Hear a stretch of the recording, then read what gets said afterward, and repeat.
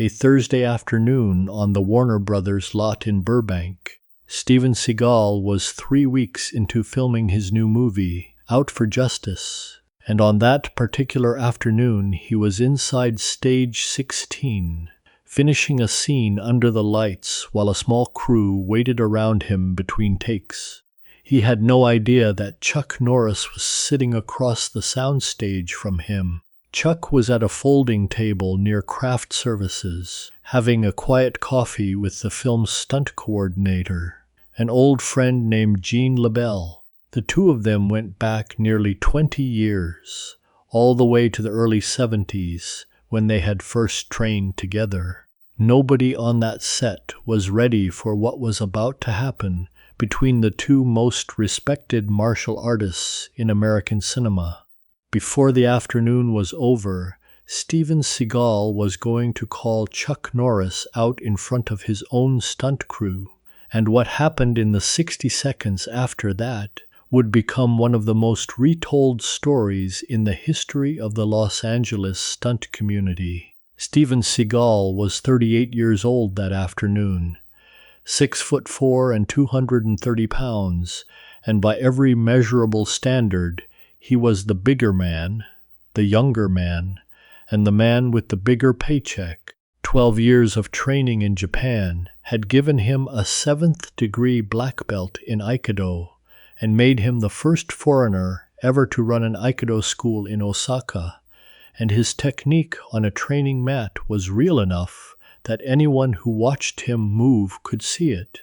He was also riding the kind of career run that most actors in Hollywood would have killed for. Above the Law had hit theaters in 1988. Hard to Kill had followed in early 1990. Marked for Death had landed later the same year. And now, Out for Justice was already in production with Warner Brothers backing him all the way. Somewhere in the middle of all that success, Seagal had decided that he could not be wrong about anything, and nothing in his life so far had given him any reason to think otherwise. But there was one thing that still bothered him, even though he never talked about it out loud. The previous year, Black Belt magazine had run its annual readers' poll, and Chuck Norris had been voted Action Star of the Year, while Seagal himself had not even made the ballot. He had not forgotten that. He carried it around with him the way some men carry small wounds, waiting for the right moment to do something about it. If you want to find out what happened next, hit subscribe. Across the stage, the director called cut, and Steven Seagal walked off camera. A production assistant handed him a towel, and as he wiped his face and turned toward craft services for a coffee, he caught sight of someone at the folding table at the far end of the soundstage. He stopped walking. Something rearranged itself in his face. The muscles around his eyes tightened, and one of the crew members standing nearest to him said later that for a couple of seconds it looked like a man who had just remembered something he had been trying not to think about. Then he started walking again. Only this time the casual stride was gone, replaced by the slow, deliberate steps of someone who had just made a decision he intended to act on. He walked straight toward Chuck Norris. When he reached the folding table, he did not bother to greet Jean-Claude. He looked down at Chuck instead, with the practiced smile of someone about to say something he had been wanting to say for a long time. And he opened with a light comment about Chuck's last film, the kind of comment a man makes when he is testing whether he can get away with saying more. Chuck nodded politely back, said hello, and stayed in his chair. That was when Seagal kept going. He told Chuck that Aikido had moved past karate, that the old systems were finished, and he said it loud enough for the stunt team 6 feet away to turn their heads toward the table. Then he leaned down slightly, looked Chuck straight in the eyes, and said the thing he had actually walked over to say. "Your karate is useless, Chuck. The smile was still on his face when he said it. He said it the way a man says something he has been rehearsing in his own head for a year. And he said it in front of Jean LaBelle and the stunt team and William Forsythe, the actor who was playing the villain in his own movie. Every single one of the 12 people on stage 16 was now looking at the folding table near craft services. Jean LaBelle set down his coffee. He did not say anything, and he did not move from his chair, and he did not intervene. He simply set the coffee cup down on the folding table with the small, deliberate sound that a coffee cup makes when a 58-year-old judo champion is no longer interested in drinking from it. 6 feet away, the stunt team had stopped moving.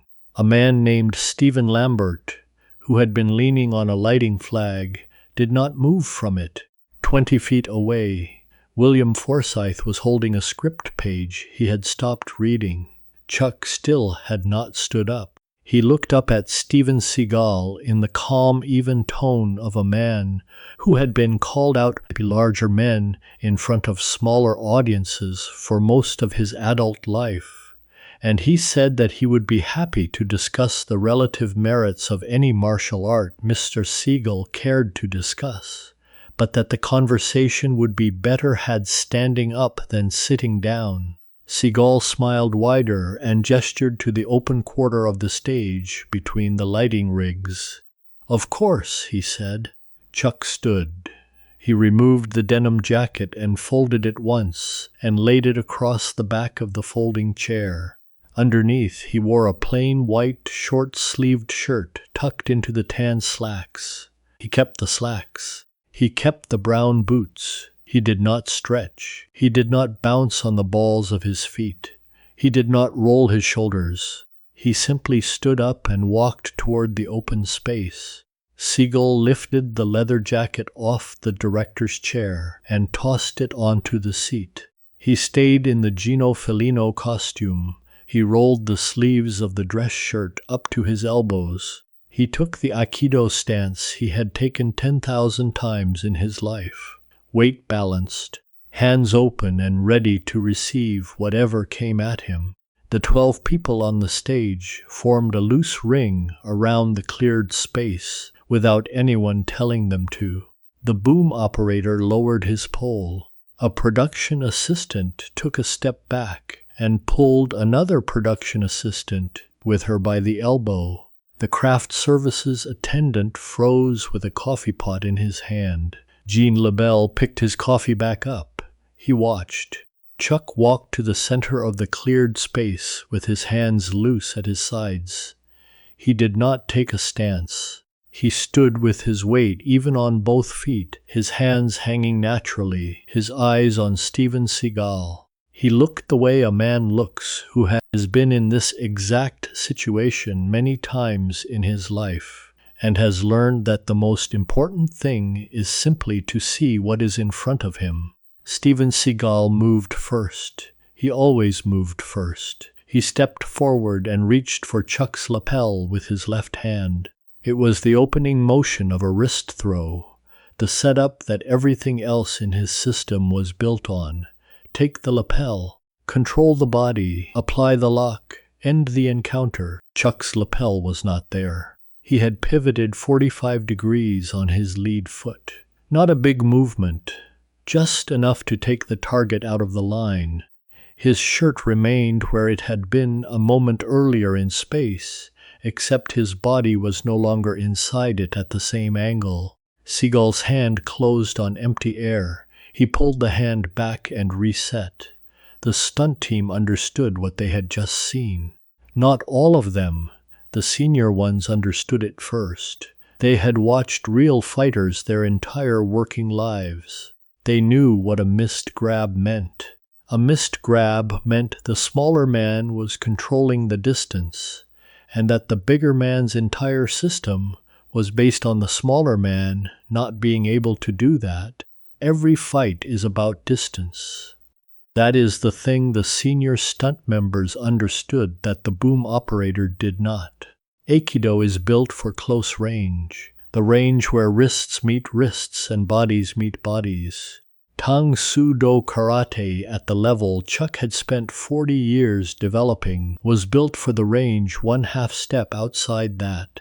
The range where a fast lead hand or a fast lead foot can land and pull back before any grab can be set.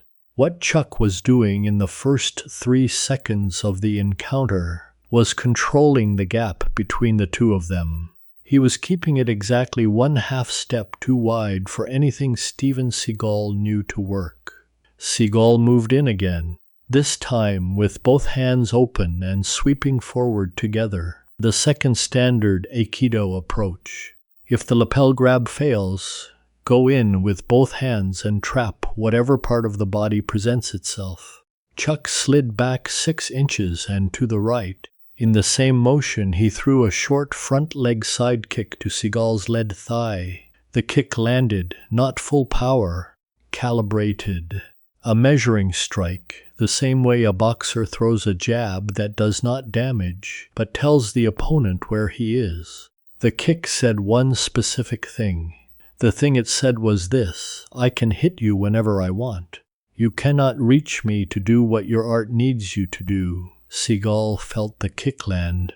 The information arrived in his nervous system that the smaller man was also the faster man. He reset again. He was the fighter who had spent 12 years in Japan and 4 more years in California, and his nervous system was used to techniques working the way it expected them to work. The techniques were not working. He had run out of his first 2 options. He did what fighters do when their first 2 options fail. He committed. He dropped his weight low and drove forward with both arms wide and his head slightly tucked. It was the shape of a wrestler shooting in for a takedown, except he was not a wrestler. He was an Aikido master who had decided that if he could close the last foot of distance, his size and his weight and his 16 years of training would end the encounter. He had given up on the careful entries and the technical setups. He just came forward. Chuck read the commitment a quarter second before it began. He dropped his weight onto his right foot. He rotated his hips. He brought his left heel up and around in a clean horizontal arc. It was the kick that had made him famous, the reverse roundhouse. The technique that martial artists call the Bandai Dolio Chagi, a 180-degree spinning kick that brings the heel through the air from the opponent's blind side, the side his peripheral vision does not cover when his head is tucked for an entry. Chuck had thrown that kick to win tournaments back in the 1960s. He had filmed it in slow motion for Good Guys Wear Black and A Force of One and The Octagon. He had not thrown it in a real situation in 15 years. He threw it now. The heel traveled through the air in a clean horizontal arc and arrived at Steven Seagal's left temple from exactly the angle Steven Seagal could not see. It stopped 1 inch from contact. That was the thing, it did not land. Chuck Norris had thrown a kick that could have ended any man on that soundstage, and he had stopped that kick 1 inch short of Steven Seagal's temple, and he had held his foot there in the air for the half-second required to make the point, and then he had lowered the foot to the floor and stepped back 2 paces and stood with his hands at his sides. The encounter had lasted about 55 seconds. 55 seconds is not a long time by any ordinary measure. It is shorter than the time it takes most people to read this paragraph aloud. 55 seconds in front of 12 trained stunt professionals who understand exactly what they are looking at is a different kind of 55 seconds than the 55 seconds that passes in the rest of the world. It is 55 seconds that expands in the memory of everyone who watched it, until it becomes the kind of time that holds a whole education inside it. Stage 16 went silent. It was the specific silence of a working film set, when the floor of what is happening drops away beneath everyone standing on it. The 12 people on the stage had stopped breathing. The April light through the high windows kept falling on the floorboards in the same flat, bright rectangles it had been falling on for hours, indifferent to what had just happened inside the rectangle. Steven Seagal stood in the middle of the cleared space, with his hands slightly lifted, and his face carrying an expression his face had not worn before that afternoon. It was the expression of a man who had just discovered the exact location of the boundary of what he knew. He had not been touched. There was no mark on him. He had not fallen. He had not been put on the floor. But he had been corrected, and the correction had happened in front of his stunt coordinator and his stunt team, and the actor who would be playing the villain in his movie. They had all seen it. He knew that they had all seen it. Stephen Lambert had not moved from the lighting flag. William Forsythe had not picked the script page back up. The boom operator was holding the pole at exactly the same angle he had been holding it at when the kick had stopped. Jean LaBelle took a sip of his coffee. He took the sip slowly. He took it the way a 58-year-old judo legend takes a sip of coffee when he has just watched something that he understood completely and that he had a very specific thought about. He set the cup back down on the folding table. He did not say anything. He looked at Steven Seagal across the cleared space with an expression that nobody in the room would forget. It was not anger. It was something more careful than anger. It was the expression of a man who was making a note to himself. Chuck stood quietly with his hands at his sides. He did not look around the room. He did not perform any of the things a man might perform after the kick he had just thrown. Steven Seagal moved.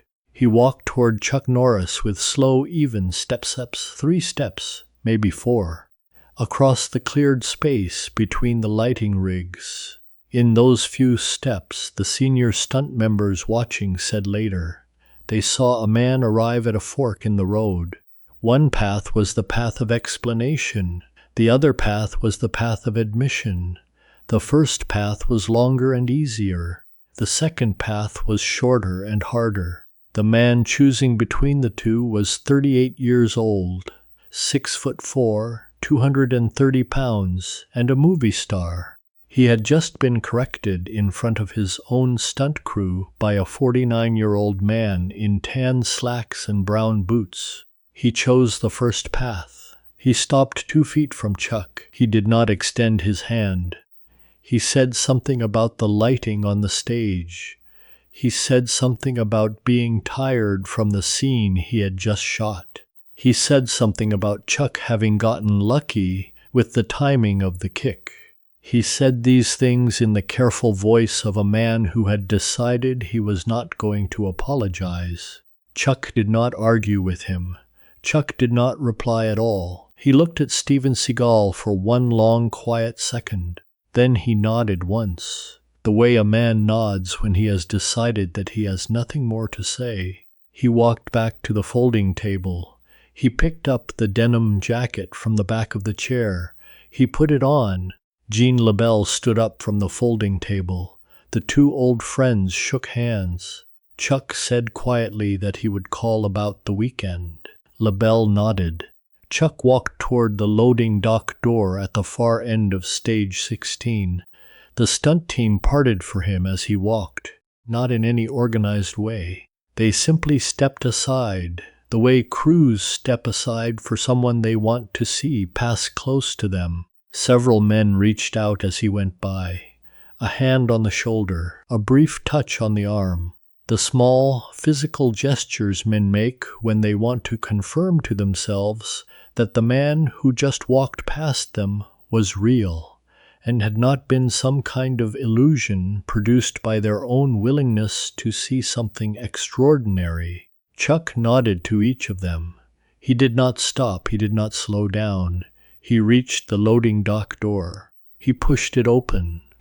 The April light from the Burbank lot came through the doorway in a hard, bright rectangle. He stepped out into it. The door closed behind him. Steven Seagal walked back to his trailer. He completed the rest of the shooting day. He hit his marks. He said his lines. The director did not notice anything different about his performance. The film would go on to make over $70 million at the box office and would help launch his next contract. He did not mention what had happened on stage 16 to anyone on the set. Not that day, not that week, but the people who had been on that stage that afternoon remembered. They remembered every detail of it. They told it to their wives that night. They told it to other stunt performers on other sets.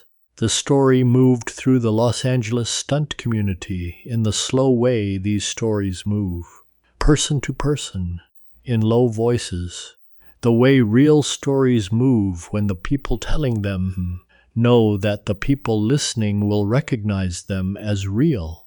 3 weeks later, the same stage 16, the same Warner Brothers lot, the same craft services cart. Steven Seagal had apparently decided that what had happened on the 4th of April had been an aberration, a bad day, a mistake of timing, the kind of thing that did not need to be learned from because it was not really an example of anything. So he made the same kind of statement again. He was standing near craft services after a take. He was talking to a group of stunt performers. The conversation had turned to chokes. He told the stunt performers that his Aikido training had made him immune to being choked out. He said that no human being alive could put him to sleep. He said it with the same smile he had worn 3 weeks earlier. He said it in front of Jean LaBelle. Jean LaBelle remembered what he had seen on the 4th of April. He remembered Chuck Norris pivoting 45 degrees on his lead foot. He remembered the calibrated side kick to the thigh. He remembered the Band-Aid Dalio Chagi stopping an inch from Steven Seagal's temple. He remembered the coffee he had set down on the folding table and picked back up. He remembered the fork in the road and the path Seagal had chosen.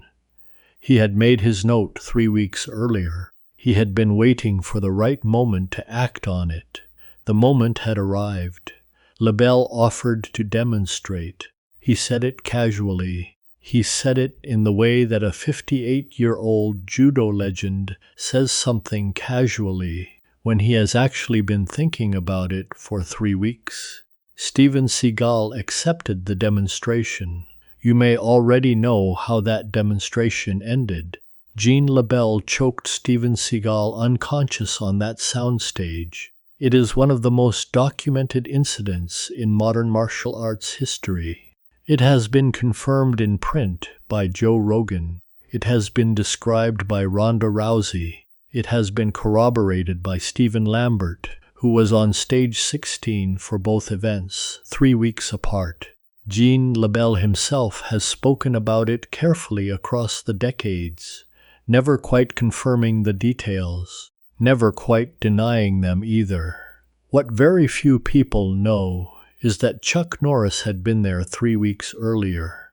What very few people know is that the Band-Aid Dalio Chagi that stopped 1 inch from Steven Seagal's left temple on the 4th of April 1991 on stage 16 of the Warner Brothers Burbank lot was the warning.